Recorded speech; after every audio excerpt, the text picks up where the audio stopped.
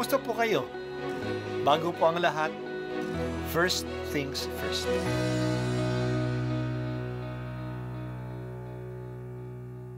Good morning po. Sinisimulan po natin ngayon ang first things first. At dito po, tinatalakay natin sa unang bahagi ng umaga natin ay ang first readings na binabasa po sa banal na misa. Ito pong tinatalakay natin kasi madalas po marami na tayong alam tungkol sa gospel readings. Pero konti po ang nagsasalita sa first readings. Pero ang first readings, bahagi din po yan ng Biblia, ng banal na kasulatan. Kaya susubaybayan po natin ang mga first readings, basahin po natin at kuminsan kailangan ng basahin ng 2 o 3 beses bago maintindihan kasi hindi po tayo familiar sa mga istorya at sa mga kaisipan na tinatalakay dito. Ang pagbasa mula sa aklat ng Henesis. Noong mga araw na iyon, sinubok ng Diyos si Abraham. Tinawag siya ng Diyos at tumugon naman siya. Sinabi sa kanya, "Isama mo ang pinakamamahal mong anak na si Isaac at magpunta kayo sa lupain ng Moria. Umakyat kayo sa bundok na ituturo ko sa inyo at ihahandog mo siya sa akin." Pagsapit nila sa dakong itinuro ng Diyos, gumawa ng dambana si Abraham. Nang sasaksakinan niya ang bata, tinawag siya ng anghel ng Panginoon at mula sa langit ay sinabi, "Abraham, Abraham, huwag mong patayin ang bata. Huwag mo siyang saktan. Naipakita mo ng handa kang sumunod sa Diyos sapagkat hindi mo ipinagkait sa Kanya ang kaisa-isa at pinakamamahal mong anak." Paglingon niya'y may nakita siyang isang lalaking tupa na ang mga sungay ay napasabit sa mga sanga ng kahoy. Ito ang kinuha ni Abraham at inihandog kapalit ng kanyang anak.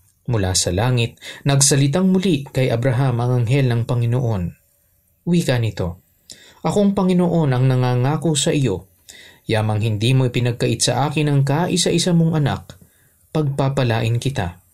Ang lahi mo'y magiging sindami ng bituin sa langit at ng buhangin ng dagat. Lulupigin nila ang mga lungsod ng kanilang mga kaaway sa pamamagitan ng iyong lahi. Pagpapalain ang lahat ng bansa sa daigdig sapagkat ikaw ay tumalima sa akin." Ang salita ng Diyos. Salamat sa Diyos. Sa araw na ito, inaalaala natin ang EDSA.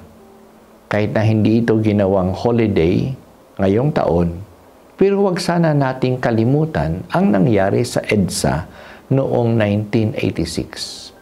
Yun ay isang pagkakataon na hinangaan tayo ng buong mundo dahil sa pagkakaisa natin.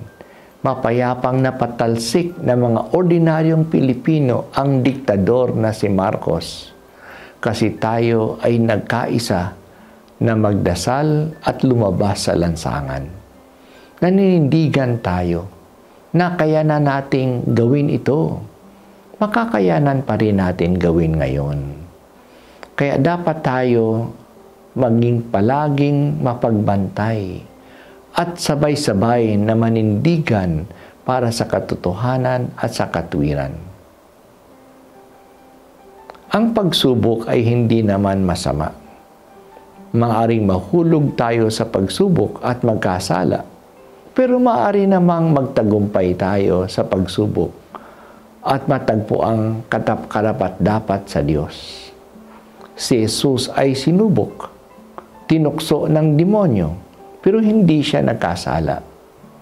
Kaya matagumpay siyang nagsimula ng kanyang misyon na mangaral at magpagaling sa mga tao.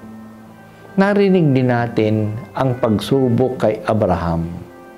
Sinubok siya sa pinakamahalaga sa kanya, ang kanyang kaisa-isang anak na si Isaac.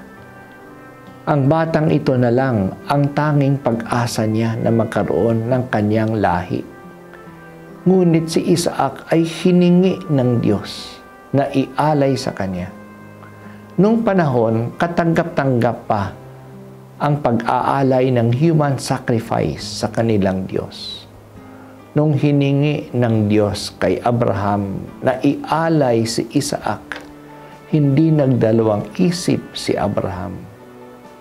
Inuna niya ang Diyos kaysa kanyang pamilya. Malaki ang tiwala niya na hindi naman siya pababayaan ng Diyos, na may plano ang Diyos. Dinala niya si Isaac sa bundok ng Moriah. Gumawa siya ng altar at inilagay ang bata sa ibabaw ng mga kahoy na kanyang susunugin. Handa na niyang ialay ang kanyang anak, pero napigil siya ng anghel ng Diyos. Napatunayan na ng Diyos ang lalim ng kanyang paniniwala sa Kanya.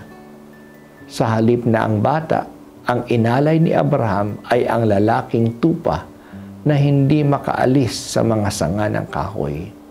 Totoo na ang Diyos ang nagbibigay ng sacrifice.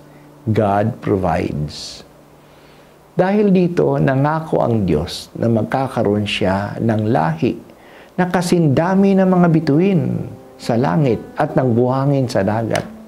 Hindi lang sa pamamagitan ng kanyang lahi, pagpapalain ng Diyos ang lahat ng bansa sa daigdig. Si Abraham ang kinikilala na ama ng pananampalataya ng mga Kristiyano, ng mga Hudyo at ng mga Muslim. Ang lahat ng mga relihiyong ito ay tagapagmana sa paniniwala ni Abraham sa iisang Diyos na dapat buong puso na paglingkuran. Handa niyang ialay ang pinakamahalaga sa kanya, ang kanyang tanging kinabukasan sa buhay. Dahil sa ito ang hinihingi ng kanyang Diyos. Magandang isipin, ano ba ang pinakamahalaga sa akin ngayon? Ang aking anak, ang aking asawa, ang aking magulang, ang aking trabaho, ang aking pag-aaral, ang aking bahay. Handa ko bang ialay ito sa Diyos kung ito'y hinihingi niya? Sana tulad ni Abraham, huwag tayong matakot. God will provide. Hindi naman niya hihingin ang masama sa atin.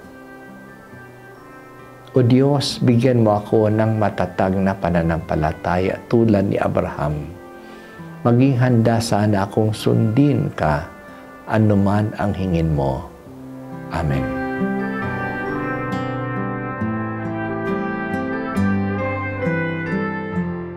At ako po ay si Bishop Broderick Pabilio dito sa First Things First.